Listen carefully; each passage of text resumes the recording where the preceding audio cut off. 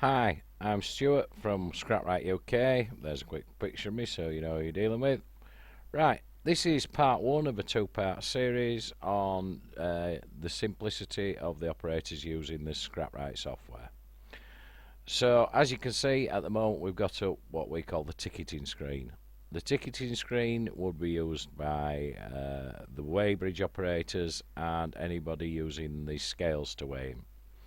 As you can see, it's set out very much like a retail EPOS system, so simplicity is the name of the game. So what's the customer brought in? By the way, this will be set up on a touch screen, so just like an EPOS system. So what's the customer brought in? He's brought in some lead, he's brought in some lead wheel weights, and at that point it comes up with the scale window. Now the scale window, as you can see, has the camera over the scale, and it allows for the entry of the scale weight.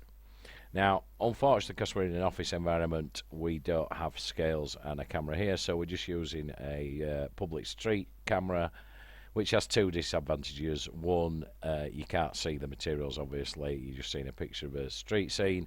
And two, because it's not on our network, it takes a little while to take the photograph, because it takes the photograph as soon as you enter the weight. So let's go ahead with this then. So if you got more than one scale, you could have four scales down here, so that you're using one terminal throughout with the four scales, or two terminals with the four scales, showing four on each.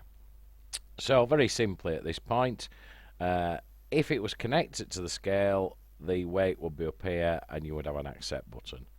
Because we're manually entering here, we need to have a look at the scale and see what he's brought in. So he's brought 450 kilos in.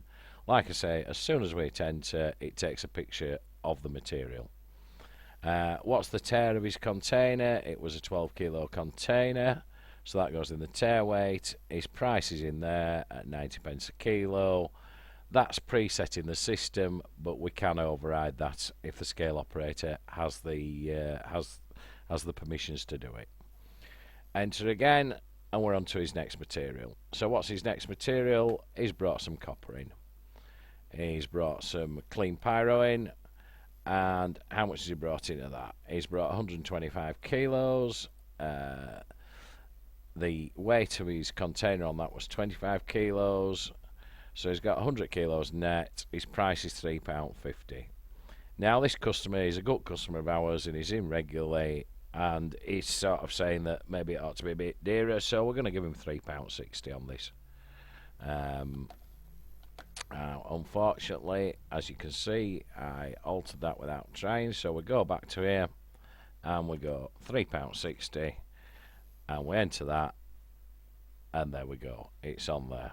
What else has he brought in? He's brought some brass in. He's brought some mixed brass, and he's brought 100 kilos of mixed brass. He's brought it in loose, so there's no tear weight on that. His price is £2.40 a kilo, which we're happy with. So enter that, and that's on his ticket as well. Now we've completed that customer's ticket. At this point, it depends how we're using the software.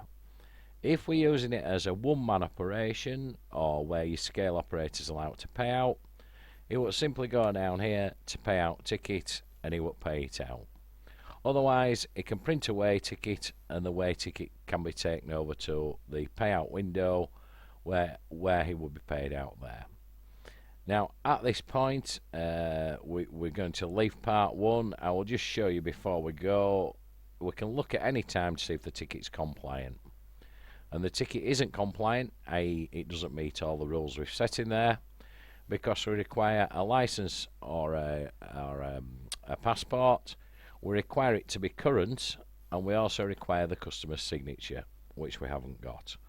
Now, obviously, the first two will be put in there when we actually enter a customer on the ticket, but at the moment we don't have a customer on the ticket. What we do have on the ticket is the start time, the end time, the date, and it's now requiring further information, which we will cover in part two. Thank you for that.